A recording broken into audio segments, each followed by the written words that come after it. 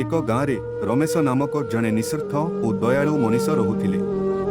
से गाँवर दुखी लोकों सहायता करिबारे सबुबेले आगुआ थांती, किंतु तांको सफलता केतेक लोकों असह्य लगुथिला।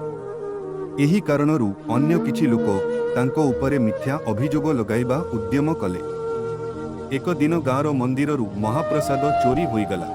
गोटिए अजणा लोक रमेशंको नाम नेई नेला जे मु जणाउछि महाप्रसाद चोरी रमेश करिछंती।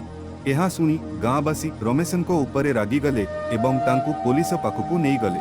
पुलिस तदंत करिबारु जणा पड़िला जे एहा एक षड्यंत्र थिला एवं रमेश निर्दोष। असली चोर गाँव रे नूतन आसीथिबा जणे दुष्ट लोक थिला। एही खबर सुनी गाँवासी आत्मग्लानि अनुभव कले एवं रमेशंकु मान्यता देले। एही घटना देखि रमेश कहिले, सत्य केबे भी हारी न थाए एवं मिथ्या दिने धूसरित होई जाए। मिथ्या किछि दिन पाई बंची पारे, किंतु सत्य अवश्य विजयी हुए।